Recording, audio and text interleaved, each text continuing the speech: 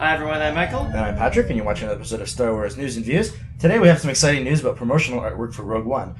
This was shown by Pyramid International, and it's going to be a lot of the artwork that's going to be appearing on packages and stuff for like the merchandise that's going to be coming out soon. This is appearing in their new catalog. Yeah, and as we get closer to the movie, which is coming out in 100 days or so from now. A little bit less, actually. About 90, 95 or so. Yeah, so as that happens, obviously the toys are going to have to come out, and they're going to start promoting it with like artwork and also like toys and everything, and this is what's going to appear on the box.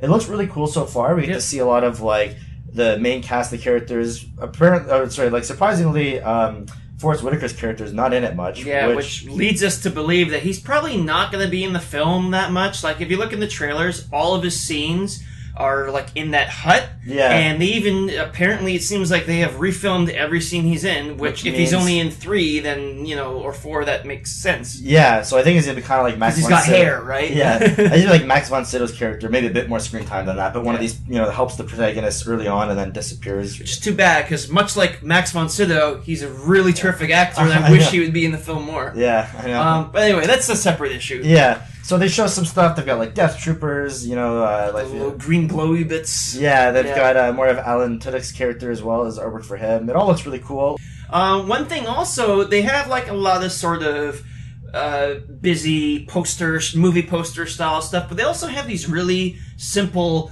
like stylized ones of like droids and stuff like that, and they're really cool. And of course, there's more than one of Darth Vader. Mm-hmm. And what's interesting, actually, if you look at the costume, a lot of people, well, actually, a lot of Star Wars fans know this, that the Vader costume and the helmet, the whole thing in general, changed over the course of the film. So the way the costume looks, especially between A New Hope and Empire Strikes Back, there's a pretty drastic difference. Between Empire and Jedi, I underwent a few tweaks too, but mostly it's the same for those two. Yeah, and it looks like they're kind of splitting the difference in terms of A New Hope and Empire Strikes Back, because the Empire and Jedi costume, which also they had in Revenge of the Sith, they followed that. Yeah. It's more iconic, but actually in A New Hope, which they should be aiming for 100% screen accuracy on that, but they're not. Yeah. So what they're doing is, it looks like they're splitting the difference. So his armor is glossy, which is like Return of the Jedi and Empire. Yeah, because in A New Hope it had more of a matte finish, and also his robes went over the chest plate. Yeah, the like chest part right here is like these little ones that go across the side that go over it, and then in Return of the Jedi and Empire it's underneath it. It's underneath it. Well, one thing they have been following for A New Hope is his chest box. Yeah, is A New Hope accurate, because it does change in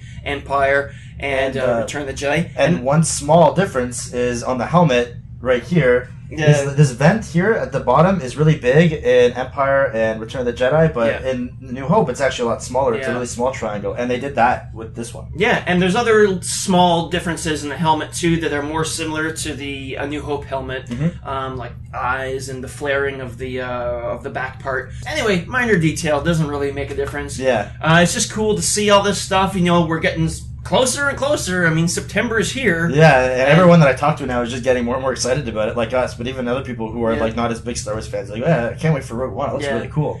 So nothing too exciting, but this is really just the beginning. We just had the toys be revealed a couple days earlier, the previous week. So it begins. Yeah, the ball's in motion. Yeah. Thanks for watching, guys. Leave us your feedback if you have any, and we'll see you next episode.